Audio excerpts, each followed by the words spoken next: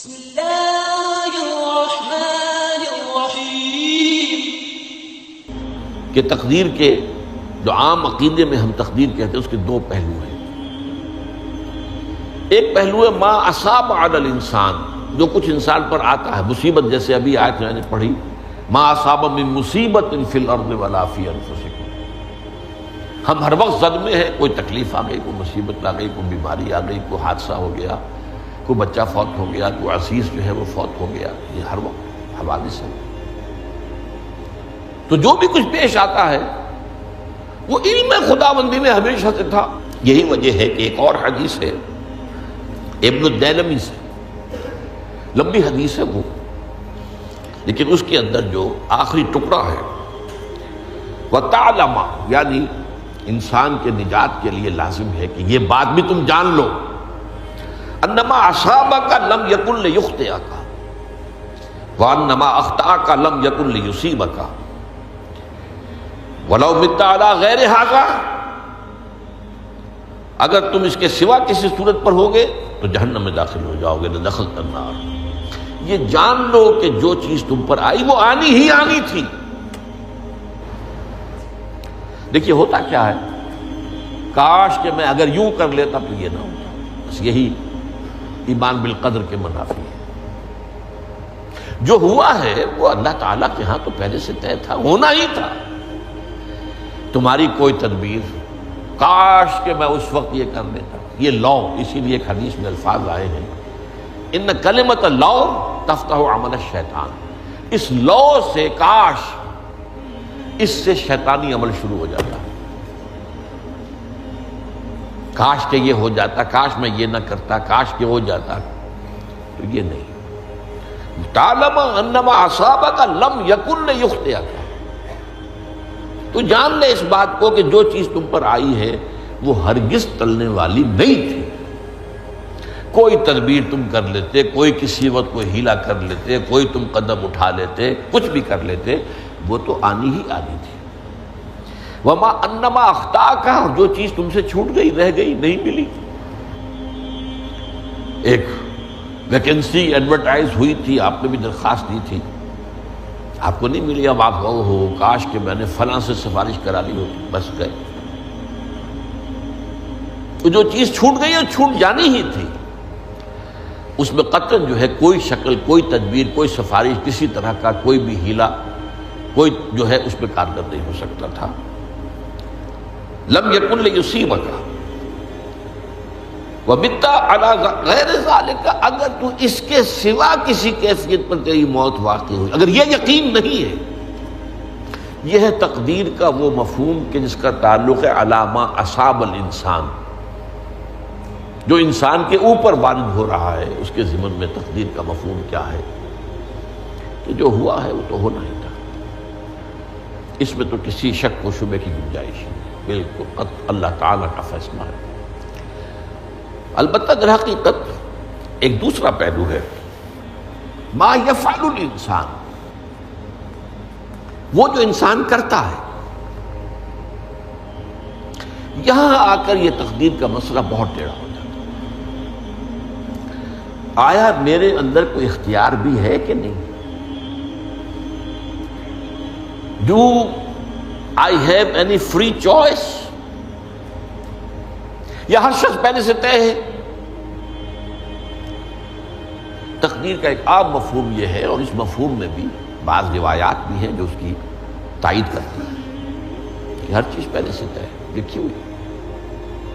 اور یہ جو حدیث ہم نے ابھی پڑھی ہے یہ گویا کہ اس کی ایک مثال ہے کہ وہ جو لکھ دیا گیا تھا، فرشتے نے لکھ دیا تھا، رحم مادر میں لکھ دیا تھا، شقی او سعید، یہ بدبخت ہے یا سعادت مند ہے۔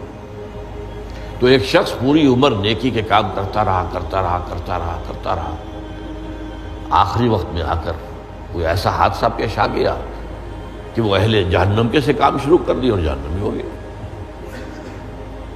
یا ایک شخص ساری عمر جو ہے جہنمیوں کے سے کام کرتا رہا، آخری وقت میں آ کر کوئی ایسی توفیق ملی، کچھ ایسا معاملہ ہو گیا، توبہ کر لی اور اس نے جو ہے اہل جنت کے سے اعمال شروع کر دی۔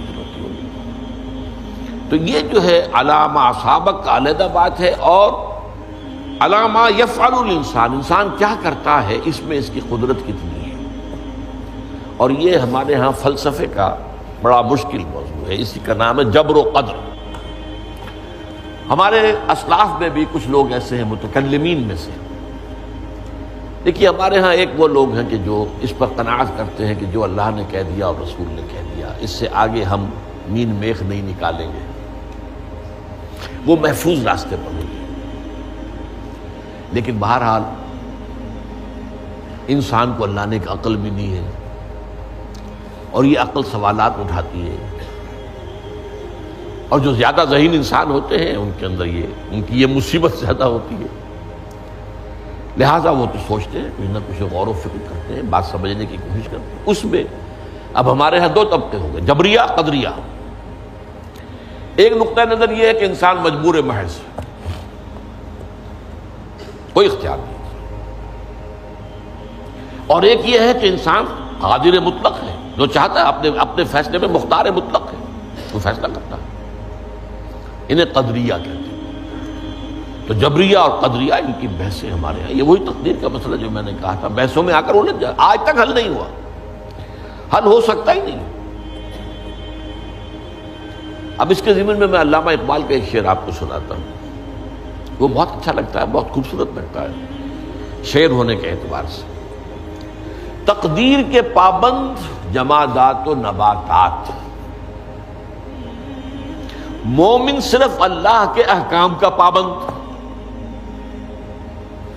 اس میں انسان سے پابندی کی نفی کر دی گئی ہے. وہ صرف پابند ہے اللہ کے احکام کا.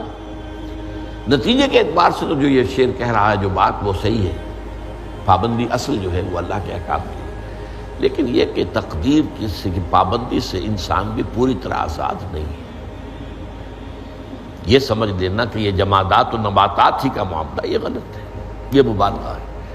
ظاہر بات ہے کہ شاعر جو ہے، شاعر مبالغے سے بچ نہیں سکتا، چاہے وہ علامہ اقبال ہو، کوئی بھی ہو. تو اسی لیے سورہ شعراء کے اندر جو عام شعراء کی جو صفات بیان ہوئی ہیں وہ آپ کے ذہن میں آ گئی ہوگی. مبالغہ کرتے ہیں، فی کل واد یہیمون انہم یقولون ما لا یفعلون. وہ کہتے بھی وہ کچھ ہے جو کرتے نہیں ہیں. اور یہ بات تو علامہ اقبال پر بھی چشمہ ہوتی ہے. بہرحال یہ شعر ذرا پھر نوٹ کیجئے. تقدیر کے پابند جمادات و نباتات، مومن صرف اللہ کے احکام کا. کوئی بات صحیح نہیں. انسان بہت سے اعتبارات سے مجبور ہے. سب سے پہلے جو ہے انسان کے اندر ایک تقدیر نوعی ہے.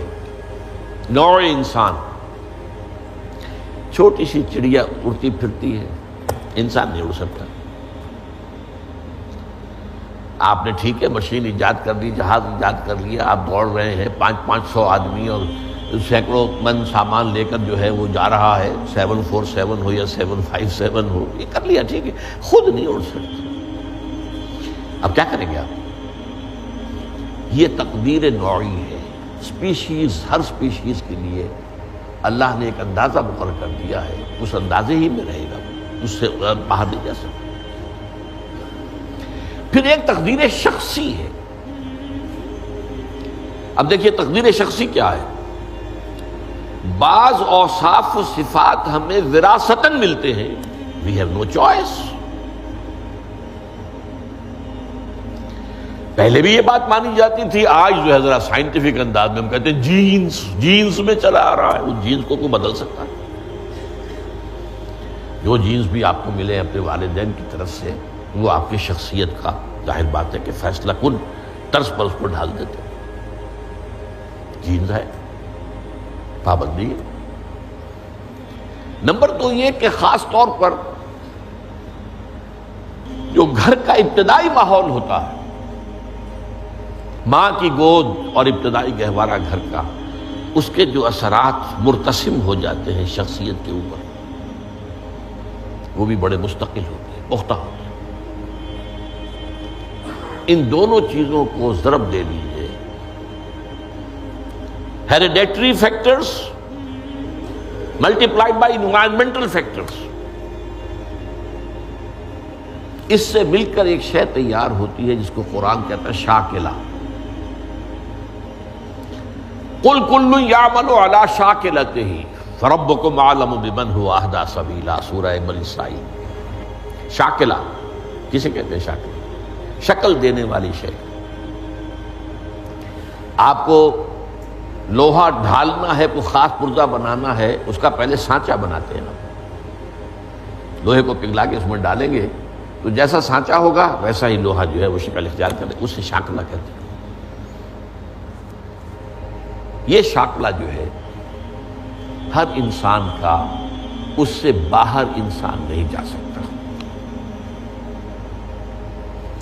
اس کے اندر اندر سٹرگل ہوگی، اس کے اندر اندر اس کی جد و جہد ہوگی، لیکن اس کا یہ مطلب نہیں ہے کہ اس کو کوئی فری چوائس ہے۔ فری چوائس ہے، لیکن وہ فری چوائس انہی حدود کے اندر کام کرے گا، اس سے باہر نہیں۔ اس بات کو مختلف احادیث میں حضور نے بہت خوبصورتی سے بیان کیا۔